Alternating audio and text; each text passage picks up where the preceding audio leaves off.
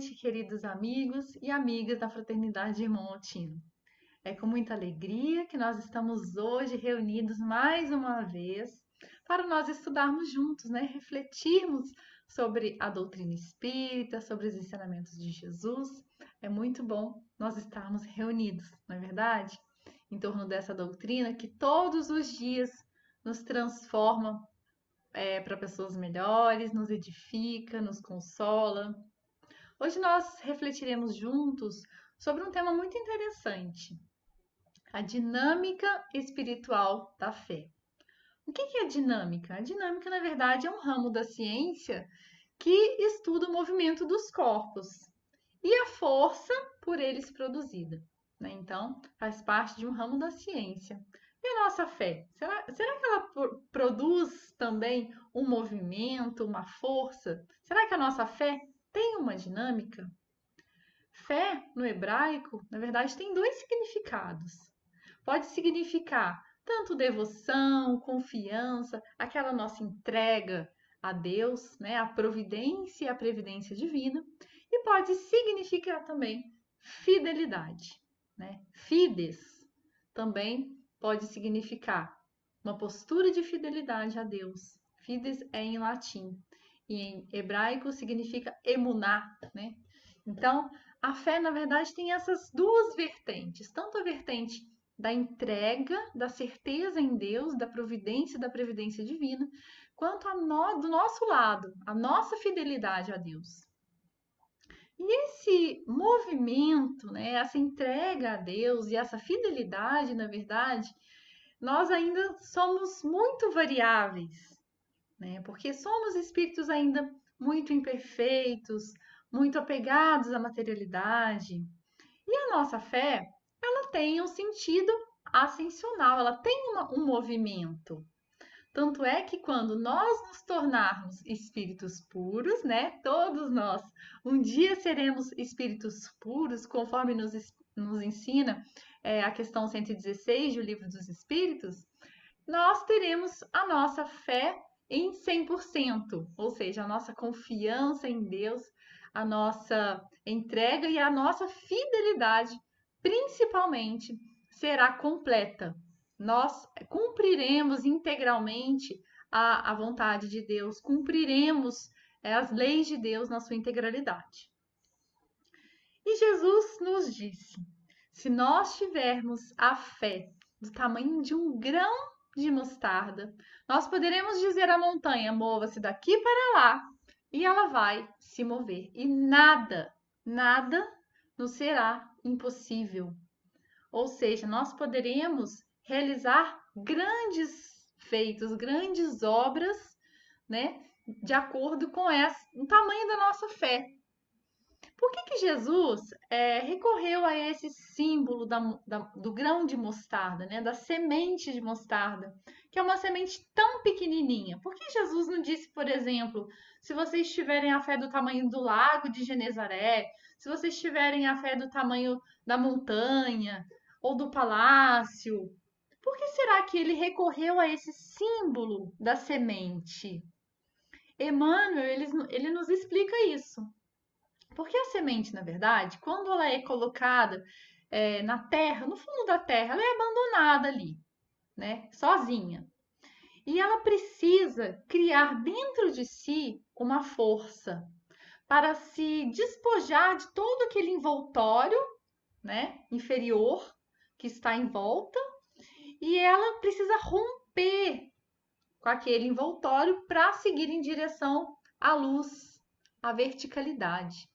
Então, a nossa fé também precisa deste movimento, dessa renovação, dessa força interior, para que nós possamos nos despojar dos nossos vícios, das nossas paixões, dos nossos sentimentos mais animalizados, inferiores, para que nós possamos subir em direção à luz também. Fazer um movimento espiritual de verticalização em direção a Deus. Só que a semente, ela não cresce e não frutifica para si mesma. Da mesma maneira, nós também. Nós devemos saber o tamanho o nosso tamanho diante do universo é bem pequeno. Nós somos pequenos como uma semente. Tanto é que a humildade é o primeiro degrau. E apesar de sermos tão pequenos, nós temos essa força e nós temos a capacidade de crescer, florescer e frutificar para as pessoas que estão ao nosso redor. E é essa a dinâmica espiritual da fé. Eu me lembrei de uma parte do livro Ave Cristo, né, que trata do escravo Rufo. Não sei se vocês se lembram dessa passagem. É uma passagem muito bonita, muito marcante, que quando eu li, eu fiquei muito impressionada com a fé do escravo Rufo. Porque Rufo, ele era um escravo muito fiel, né? Ele já estava na propriedade lá dos seus senhores já há muitos anos. Ele era casado, tinha uma esposa, duas filhas pequenas. Só que Rufo era cristão, né? E naquela época, no início do século, né? Do século I, do século II, os cristãos eles eram realmente perseguidos, né? Toda aquela situação que existiu. E o Rufo, ele foi colocado à prova, né, diante de outros escravos, foi chamada ali a sua esposa, suas duas filhas.